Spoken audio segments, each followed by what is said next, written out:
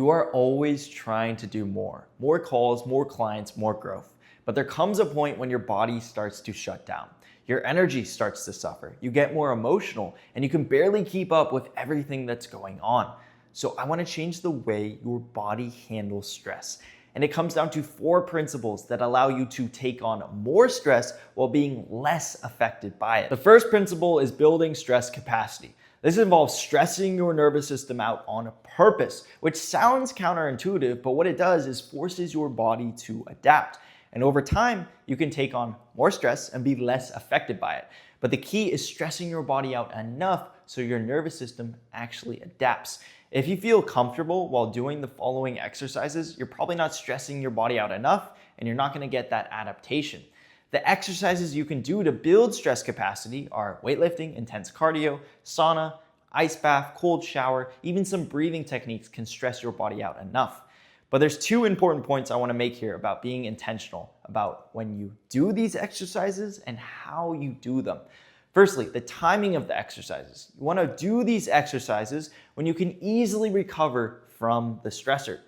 If you try to do these exercises during a really stressful week, like end of quarter or where you're launching your company, then you're not going to get that adaptation because you can't easily recover from them. You want to do them during a normal work week or on the weekends where you have the time and capacity to recover from the stress you're putting on your body. The second point I want to make is recovery completes the adaptation. If you hit a really intense workout, but then you drink 4 cups of coffee and sleep 5 hours, your recovery is going to be shit and it's not going to complete the adaptation process. So you want to make sure when you're doing these stress capacity building exercises that you actually have good recovery after. You want to get high quality sleep and you want to manage stress properly, which we're going to talk about right now. Principle number 2 is mastering recovery, and this comes down to 2 factors. Firstly, you want to do the right type of recovery. Recovery that shifts your nervous system out of a stress state into a more relaxed state. Not just doing things that feel good like scrolling on your phone or drinking alcohol. Those oftentimes make your body even more stressed out. And I want you to think about it like this. The more we can recover, the more stress we can take on. Think about it like a video game where you have an energy bar. And every time you work, that energy bar becomes more depleted. And the only way to refuel that energy bar is by recovering and doing the right types of recovery. So if you continue to neglect your recovery, yet you still work, that energy bar is gonna keep decreasing. And there's gonna hit a point where the other bars in the game are gonna be affected. Your mood bar is gonna decrease. Your work output bar is gonna decrease. And eventually, your health bar is going to take a hit. And that is why it's so important to do the right types of recovery to refuel this energy bar. So what does proper recovery look like? Firstly, we have sleep, which is the most important form of recovery, and it comes down to 4 factors. Number 1 is quantity, making sure you're getting enough sleep, ideally 7 to 9 hours. Number 2 is quality, make sure you're getting high quality sleep, enough REM and deep sleep. Number 3 is continuity, make sure you're sleeping through the night and ideally not waking up. And if you are waking up, you want to make sure it's not decreasing the quantity of your sleep, and also want to make sure it's not decreasing the quality of your sleep, so making you get less REM or deep sleep. And number 4 is making sure your sleep schedule is consistent. You want to be going to bed and waking up at around the same time every single day. Now you can be off by 30 or even 60 minutes, but you want to try to stay consistent even on the weekends. Another powerful form of recovery is socialization. Spending time around people you feel safe with and you genuinely enjoy spending time with. So these are your friends and family, not a random stranger. And what this does is signals to your nervous system that you are safe, you are with the tribe, and your nervous system will shift back into that relaxed state so you can recover. This might look like you just calling your parents every day or seeing a friend for dinner over the weekend. These are all going to activate that parasympathetic state, that relaxed state. Another powerful form of recovery is nature, and it's so powerful that some countries prescribe it as medicine. This is Japan and New Zealand, if you're wondering. And it works the same way as socialization. It signals to our nervous system we are safe, so we shift back into a more relaxed state. And even getting out into nature just once a week is going to do wonders for your recovery. You can go on a hike, go see a body of water like a lake or ocean, or even just walk in your local park. All of those are going to help tremendously with your recovery. Another powerful form of recovery is exercise. Not the intense exercise we talked about in section 1.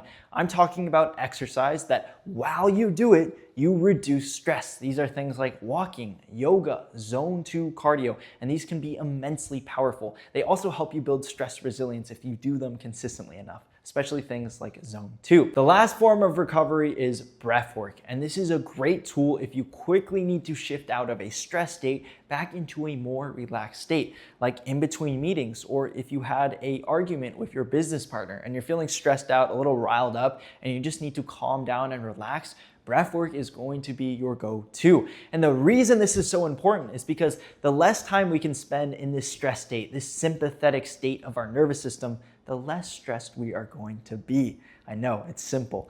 Now, the forms of breath work you can do are meditation, physiological sighs, box breathing. These are all going to be great tools to quickly shift your nervous system out of that stress state back into that relaxed state. The second part to mastering recovery is being consistent with it. The more consistent you can be with recovery, the more you're going to strengthen your relaxation muscles, things like the vagus nerve.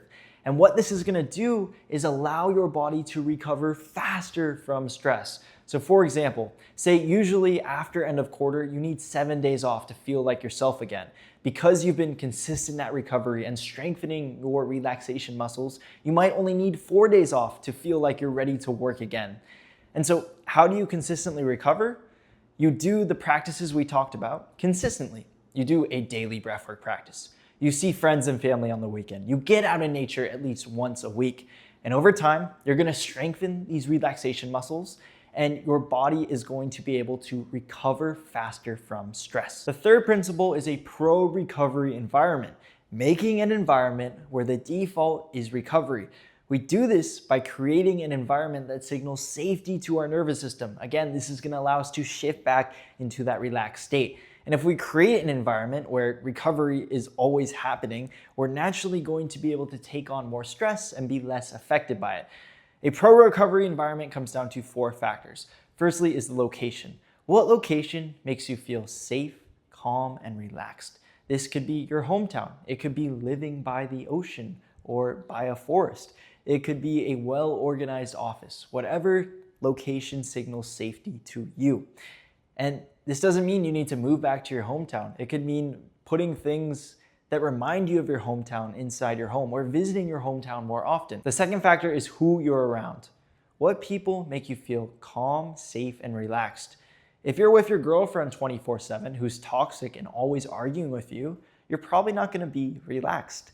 But if you're with your best friend who you love spending every second with, then you're probably going to be in that relaxed state. So it's really important that in your home environment and the people you interact with every day are people who help you recover, not people who stress you out. Now I know that's not always going to be the case if you're dealing with clients who might be a little frustrating or stress you out because you need to do this or that.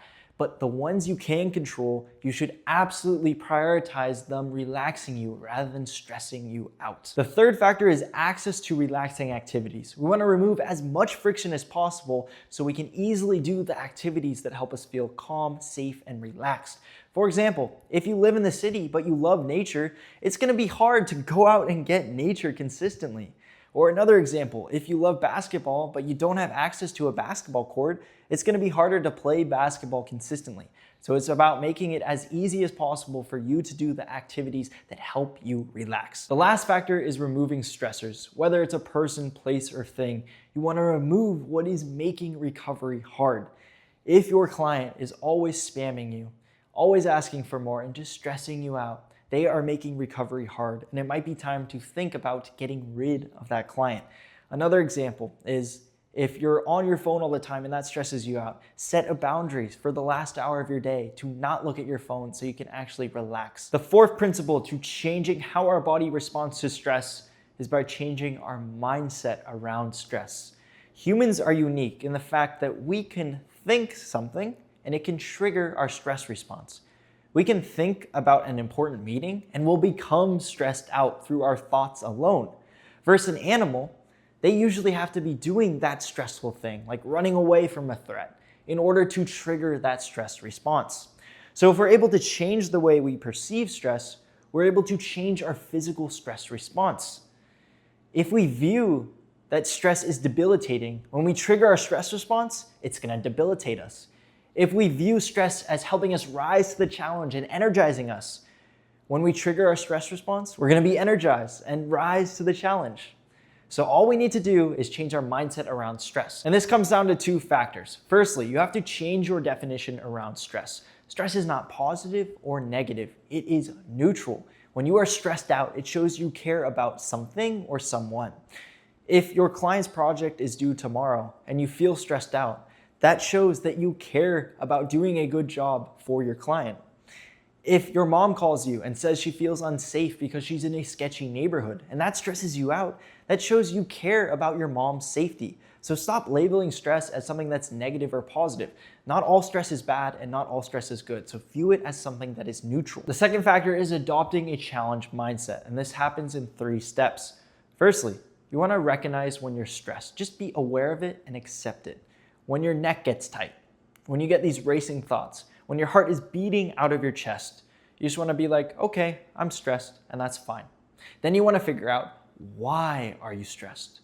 What do you care about that is making you stressed? Because that is all stress is. Is it your family, friends, your well-being, or business?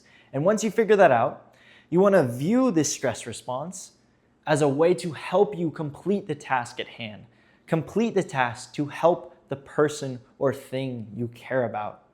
So whether that's closing a client or making your mom happy, you want to view this stress response of cortisol being released into your body as giving you energy, adrenaline being released to enhance your focus, endorphins being released to blunt the pain response so you can push harder in that task.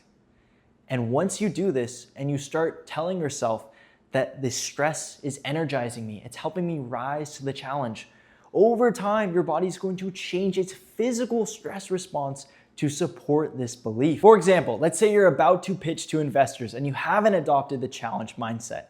You're going to view the stress response as negative. When your heart's beating out of your chest, you're sweating, your muscles are tightening, you're going to tell yourself, I'm anxious, I'm nervous, I'm going to blow this. Versus you've adopted a challenge mindset. You're going to view the stress response as positive. It's something that's going to help you rise to the challenge and absolutely kill the pitch. When your heart's beating out of your chest, you're going to tell yourself, that's giving me energy. When your muscles are tightening and you're sweating, you're going to tell yourself that adrenaline is being released to help me focus. And when you start viewing stress like this, you're going to rise to the challenge instead of falling down. Now, there's a big caveat when it comes to the challenge mindset. You want to use it for productive stress, not uncontrollable stress. Productive stress is a situation that you can change with your actions. Think about needing to bang out a new SOP by tomorrow. That is productive stress. And you can use the challenge mindset to help you complete that task. Where you don't want to use the challenge mindset is uncontrollable stress. Think about losing a major client. There's nothing you can do in that situation to bring that client back. You just have to accept it, at least in that very moment. And if you try to apply the challenge mindset and try to change a situation that is out of your control, you're just going to make yourself more stressed out and more miserable. Instead, what you should do is focus on the things you can control, like replacing that client, and that is where you can use the challenge mindset. Thank you guys for watching. If you have any questions, feel free to reach out to me on Instagram, and if you want more personalized support, you can also reach out to me on there. Thank you, and have a great rest of your day.